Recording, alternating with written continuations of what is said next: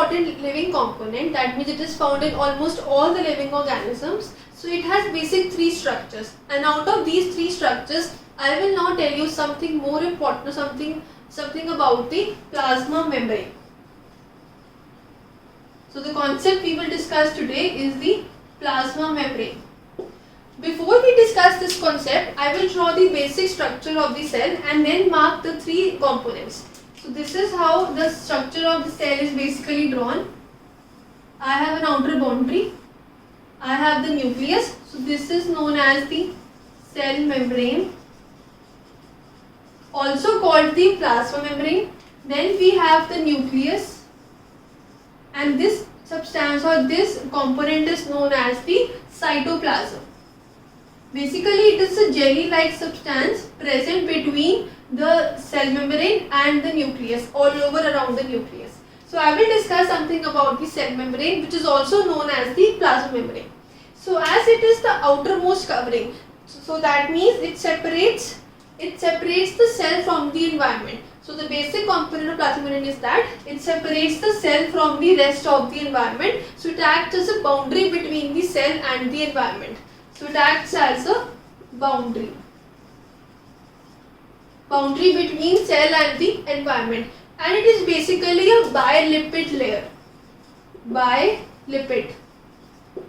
With the word bi, it means it is double layer. So it is actually not a single membrane, it is a double membrane. Double membrane composed of lipids. So basic two components that are found in this layer are the proteins and the carbohydrates.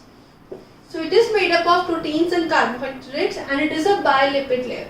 So let us discuss some of the functions of plasma membrane. So the functions. The first function I have discussed earlier also, it acts as a boundary between the environment and the cell. So the first functions come again as the boundary or as a separator between the cell and the environment. So as it is the outermost covering, so it gives shape to the cell. It provides the shape to the cell. The basic shape of the cell is spherical, or either it can be a square form. So that shape is given by the cell membrane or the plasma membrane. The third important function of the cell membrane is that as it is the outermost covering, so it prevents any damage. It prevents any damage or the injury to the cell. Suppose if the outermost covering had certain damage or certain gap inside the cell membrane, so it automatically rebuilds itself and then covers the gap. That means it has the capacity to rechange itself or to build itself or to develop itself. That is why it prevents any damage to the cell membrane or to the cell. The fourth important property of the function of the cell membrane is that as it is the outermost boundary, as all of you can see, so it has pores. That is why it is said it is a porous membrane. As it is a porous membrane, so it allows the movement of some particles. Because it is porous, that means it has holes in it. So it provides the movement of certain substances, and these substances are generally the gases like oxygen and carbon dioxide. Because the layer is porous, so it allows the entry and exit or the movement of some substances, some gases. Because only some substances could be moved or could be transmitted, that is why it is known as a selectively permeable membrane.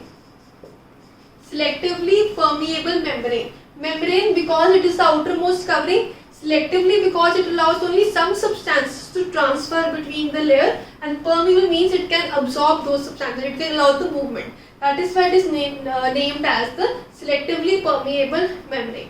Now the fifth important property is that because it allows the movement of some substances, so we can say that this movement is generally because of the property of diffusion.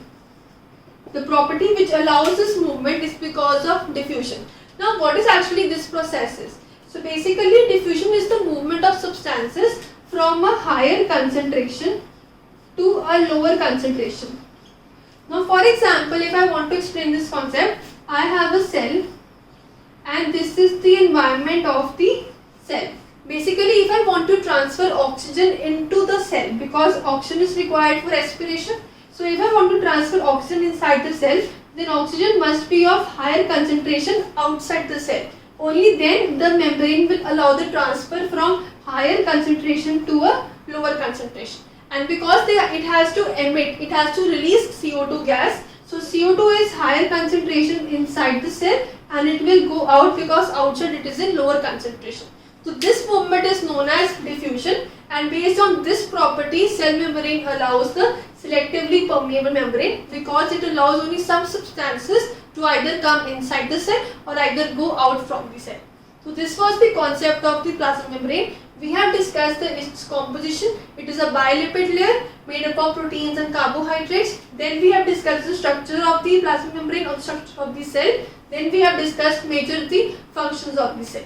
This was the concept of the cell membrane.